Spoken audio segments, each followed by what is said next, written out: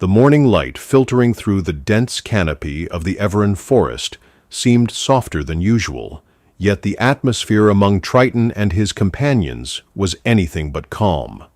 Mezra, the group's level-headed sorceress, had grown weak over the past week. Her vibrant complexion was now pale, her voice barely above a whisper. The group had paused in their journey back to Omeris, setting up camp near a small clearing. Mezra sat propped against a tree, her breaths shallow and labored.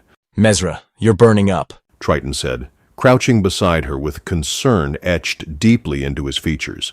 His hand hovered near her forehead, not daring to touch lest he disturb her fragile state. It's nothing. Mezra replied faintly, though her trembling hands betrayed her. I just need rest. Rest isn't fixing this, Lana muttered, pacing nearby. Her usual confidence had given way to visible anxiety. She's getting worse. Bah! Grodd growled, though his gruffness carried a tone of worry. She's tougher than this. Mezra's fought trolls and lived. A fever won't take her down.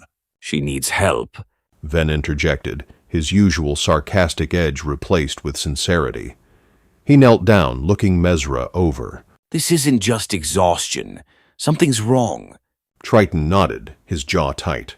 We'll take her to Ravanya. She's a healer. If anyone can figure this out, it's her. The group packed up quickly, Tritan and Grodd carrying Mezra over their shoulders with surprising gentleness, while Lana led the way and Ven trailing behind, helping to carry Mezra's staff and gear. The journey to the outskirts of Omeris was tense, filled with uneasy glances and silent prayers that Mezra would hold on long enough for help to reach her. Ravanya ushered Tritan and his companions into her small yet meticulously organized cabin. The air inside was cool, scented with a mix of dried herbs and faint traces of incense. Mezra, pale and unconscious, was gently laid on a cot in the corner of the room. Tritan and Grodd, who had carried her the entire way, adjusted her resting position carefully before stepping back, their brows furrowed with concern. Ravanya wasted no time. She knelt beside Mezra, her hands hovering over the sorceress as she muttered a soft incantation. A faint golden glow emanated from her palms, bathing Mezra's face in warm light. What's wrong with her, Ravanya? Tritan asked, his voice tight with worry. His arms were crossed, but the tension in his stance betrayed his anxiety. Ravanya remained silent for a moment, her eyes narrowed in concentration. She placed her hands on Mezra's forehead and chest, her expression grim as she examined the ailing woman. Finally, she sat back on her heels and sighed. She's contracted Voron's bloom, Ravanya said, her tone grave. It's a very rare disease that cannot be fully cured by simple magic. I've only seen it once before in my years of healing. Voron's what? Grodd asked, his gruff voice filled with a mix of confusion and frustration. Sounds like a name of an evil tyrant. It's far more dangerous than a simple illness. Ravanya replied, her tone sharp but not unkind. Voron's bloom is caused by exposure to spores from a rare fungus found in deep forested regions. The spores attack the body's life force, weakening the victim until... She trailed off, glancing at Mezra's pale face. Until what? Lana pressed, her voice trembling despite her attempt to sound composed. Until they succumb. Ravanya said softly, her eyes meeting Tritan's. Without treatment, Mezra won't survive more than a couple of days. The weight of her words settled heavily in the room. Ven ran a hand through his hair, his usual carefree demeanor absent as he stared at Mezra. Lana paced near the window, biting her lip. Grodd muttered something under his breath, his fists clenched tightly. Is there a cure? Tritan asked, his tone steady but urgent. Ravanya nodded. There is, but it won't be easy. The primary ingredient for the cure is a plant called Silverroot. It's incredibly rare and grows only in the depths of an ancient dungeon hidden within the Everin forest. A dungeon? Grodd said with a groan, shaking his head. Figures. It's never something easy, like fetching an herb from the market. Ravanya ignored his complaint and continued. The dungeon is called the Hall of Verdant Echoes. Centuries ago, it was a temple dedicated to Obadhai, the god of nature. The priests who served there cultivated plants and fungi with unique properties for healing and magical rituals. It was a place of peace and reverence. If it was such a paradise, why is it abandoned now? Lana asked, leaning against the wall with her arms crossed. Ravania's expression darkened. As with many things, peace was not to last. Legends say the priests were betrayed by one of their own, a druid who sought to twist the power of nature for his own gain. He unleashed a dark ritual that corrupted the temple, turning it into a place of danger and death. The survivors fled, leaving the temple to rot. Over time, creatures moved in, drawn to the lingering magic. Now it's little more than a ruin, overgrown and infested. The room fell silent as the group absorbed the healer's words. Tritan glanced at Mezra, her labored breathing filling the quiet. His jaw tightened, and he turned back to Ravania. How do we get there? He asked. Ravania walked over to a shelf and retrieved a faded map, its edges frayed and brittle with age. She spread it across her table, pointing to a marked spot deep in the Everin forest. This is where you'll find the Hall of Verdant Echoes. The Silverroot grows near the temple's heart, in the Chamber of Blooming Light. But be warned, this place has claimed the lives of many who dared enter. Traps and dangerous creatures lurk within its halls. How much time do we have? Ven asked, stepping closer to study the map. Not much. Even if you find the Silveroot, it must be brought back quickly. It wilts after a day of being removed from its environment. Once it wilts, it loses its potency. We don't have a choice. Mezra's life depends on this. Tritan said firmly, his gaze sweeping over his companions. Lana nodded, her usual flippant attitude replaced by determination.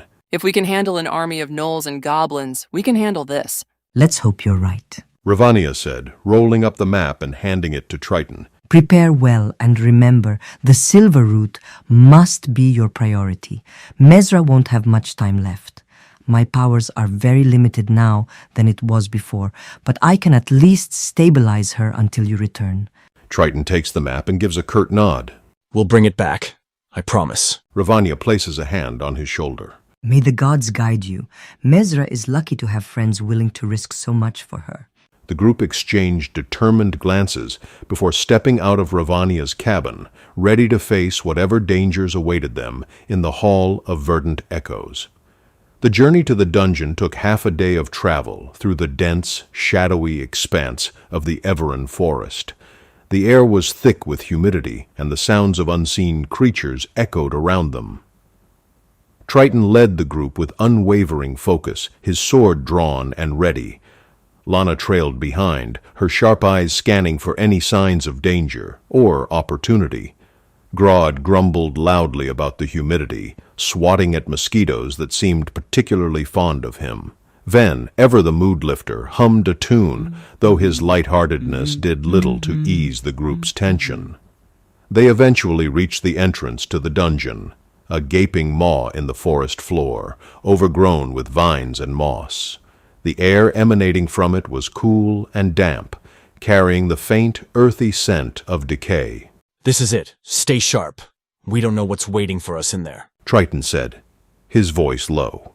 The group descended into the darkness, with Lana taking the lead to seek out traps, their torches casting flickering light on the stone walls. The dungeon's corridors were narrow and winding, the silence broken only by the distant drips of water. They encountered traps early on, pressure plates that triggered poisoned darts, hidden pits lined with spikes. Lana's keen eye and quick reflexes saved them more than once, though she couldn't resist a smug grin every time. The Hall of Verdant Echoes loomed before Tritan and his companions, its ancient stone walls fractured by time and covered in moss and creeping ivy. The air was damp and heavy, carrying the earthy scent of rot and decay.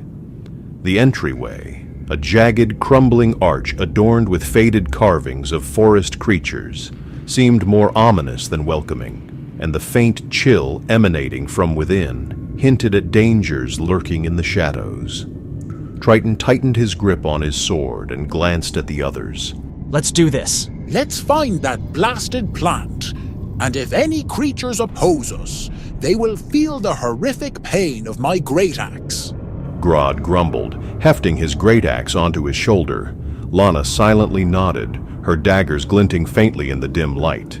Ven, standing slightly apart, uncoiling his leather whip. This will be so much fun, he said with a grin. The group stepped inside, their boots crunching over shards of broken stone and fragments of bone. The corridor stretched before them, narrow and suffocating, illuminated by faintly glowing fungi clinging to the walls. The eerie, greenish light cast elongated shadows that seemed to dance and shift with every step. Wait, Lana whispered. Her fingers traced a nearly imperceptible line in the stone. pressure plate. She said, motioning for the others to stop. With deft hands, she carefully disarmed the mechanism. Good work. Let's keep moving. Tritan said with a nod. The narrow corridor opened into a wide chamber, its walls once adorned with colorful murals depicting druids tending to lush, vibrant gardens. Now the images were cracked and peeling, the colors dulled by many years of neglect.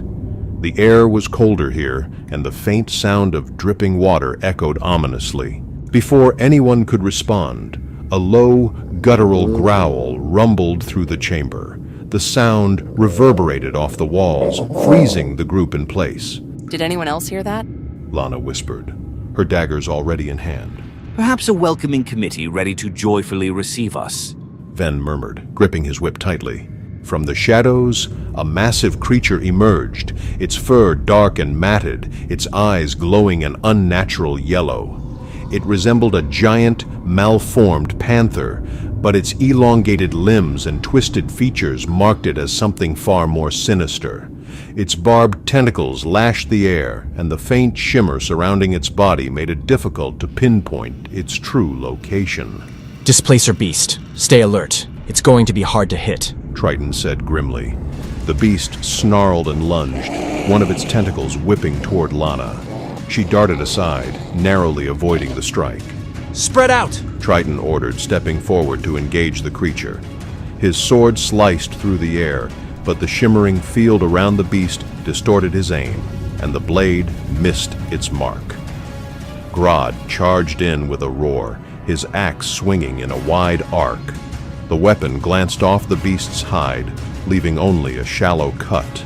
The creature retaliated, its other tentacle slamming into Grodd's shield with enough force to stagger him. This thing is tougher than it looks. Grodd shouted, regaining his footing. Ven circled around, his whip snapping through the air with precision. Aim for where it's not. He called out, striking at the shimmering distortion rather than the beast's apparent location. His whip connected with one of the tentacles, eliciting a sharp yelp from the creature. Lana darted in and out of the fray, her movements quick and precise. She managed to land a shallow stab on the beast's flank, but was forced to retreat as one of its tentacles lashed out toward her. This isn't working. It's too fast. We need to trap it. Grodd, can you hold its attention? With pleasure. Grodd growled, raising his shield and bellowing a challenge. As Grodd engaged the beast head-on, Tritan motions to Ven and Lana. Ven, use your whip to tangle its tentacles. Lana, go for the legs when it's distracted. Right. Ven acknowledged, his whip snapping again and coiling around one of the beast's barbed appendages. The creature roared in frustration, trying to shake free. Lana took the opportunity to slide beneath the beast, her daggers slicing at its hind legs. The beast staggered, its shimmering field faltering for a moment. Now! Tritan shouted, driving his sword into the creature's exposed side.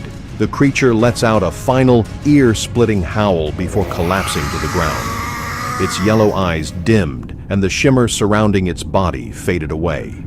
The group stood panting, their weapons still at the ready in case the creature stirred again. Everyone all right? Tritan asked, his voice steady despite his exhaustion. Still breathing.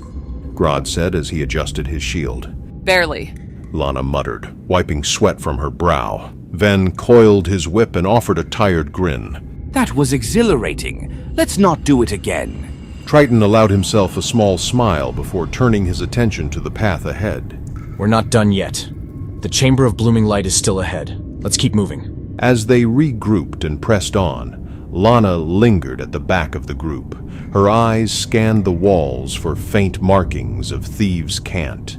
She found several, their messages cryptic but familiar. Her fingers brushed the carvings as she deciphered them, a flicker of unease crossing her face. What are you doing? Ven asked, glancing over his shoulder. Just making sure we're not being followed. Lana replied smoothly. Ven nodded, accepting her explanation. At last, they reached the heart of the dungeon, a vast chamber filled with strange, bioluminescent fungi. In the center, growing from a crack in the stone floor, was the Silverroot. Its silvery leaves glowed faintly, and a single pale flower bloomed at its center. There it is, Lana said softly, her voice filled with relief. From the shadows of the dense undergrowth, a massive serpentine form began to emerge. A giant snake slithered with an eerie grace, its body a rippling tide of muscle and power. Its emerald green scales shimmered faintly in the dim light, mottled with dark, irregular patterns that made it a perfect predator in this unforgiving environment. By the gods! A giant constrictor snake, and it doesn't look happy to see us. Tritan said while keeping his sword at the ready. The snake let out a deafening hiss, its head jutting forward, revealing its large fangs to attack. Tritan barely had time to raise his shield as the creature slammed into him, the force sending him skidding back. Spread out! Tritan shouted, regaining his footing. And get around its blind side to attack. Lana darted around the edge of the chamber, her daggers flashing as she sought an opening. She lunged, aiming for the beast's exposed flank, but the giant snake spun and swatted her aside with its tail. Lana tumbled across the floor, coughing as she struggled to regain her breath. Ven cracked his whip, the sharp sound echoing through the chamber. The lash wrapped around the snake's neck, and Ven pulled with all his might, keeping its large fangs from attacking the others. Tritan seized the opening, his sword slicing into the snake's side. The creature hissed in pain, but it fought back with renewed ferocity. It swiped at Tritan with its tail, forcing him to duck and roll to avoid being struck. Grodd came at it from the opposite side, his axe cutting deep into its body. The snake hissed in pain. Lana, finally recovered, circled back into the fray. She hurled one of her daggers, the blade embedding itself in the creature's body. Together, the group fought with coordinated precision, each of them exploiting the giant snake's moments of vulnerability. Tritan's sword found its mark again, this time driving deep into the beast's chest. The creature staggered, its hissing growing weaker. With one final desperate effort, Grodd swung his axe in a wide arc, the blade cleaving through the snake's neck, severing its head completely. The beast collapsed to the ground with a heavy thud, its body still twitching. The chamber fell silent, except for the labored breathing of the group. Tritan walked over to carefully pluck the Silverroot, wrapping it in a damp cloth. Let's move. We don't have much time. The sun was just beginning to rise as Tritan and his companions arrived at Ravania's cabin near Omeris. Every step of the journey back had been fraught with urgency, each second feeling like an eternity.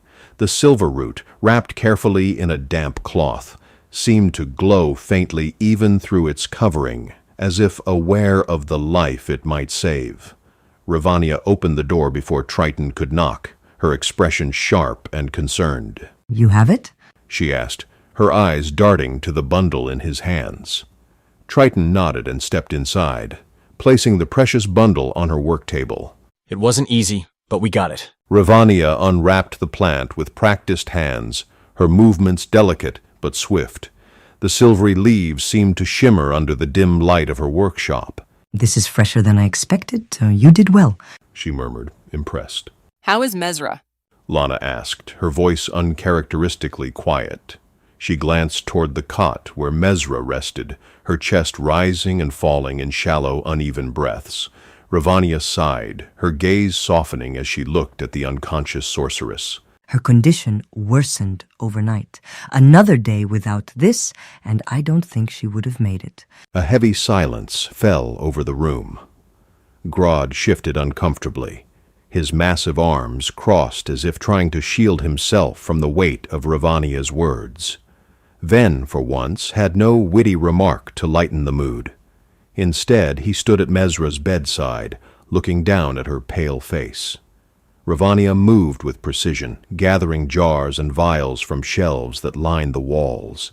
Each container held a strange ingredient: powdered roots, dried petals, liquids that shimmered like molten silver.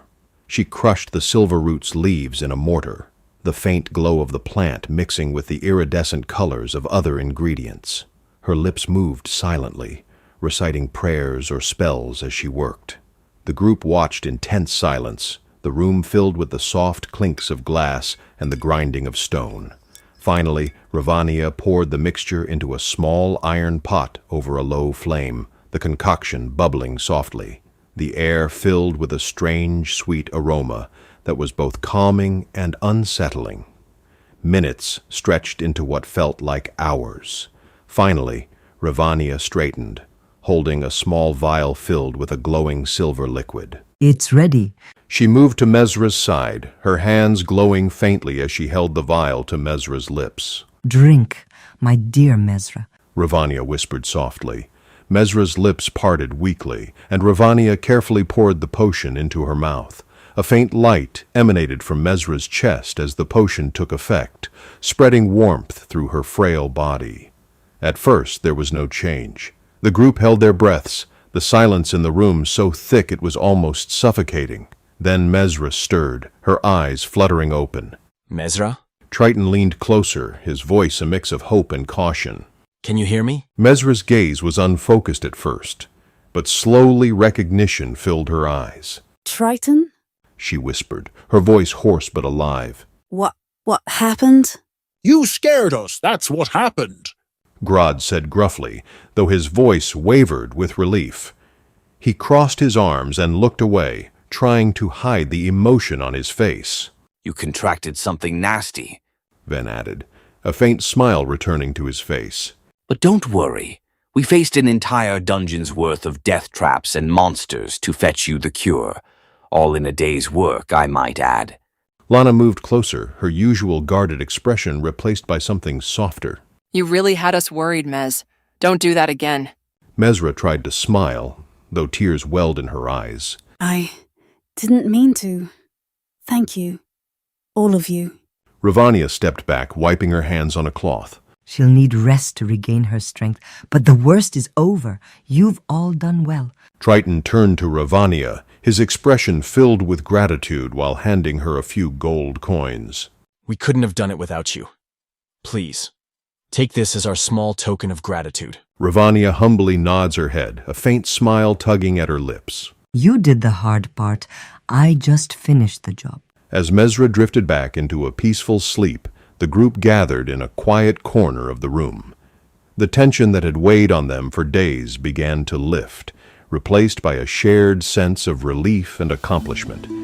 As the first rays of sunlight broke through the windows, the group allowed themselves to relax for the first time in days. They had faced death, danger, and despair, but together they had triumphed in saving their dear friend's life. And in that moment, they knew there was nothing they couldn't overcome.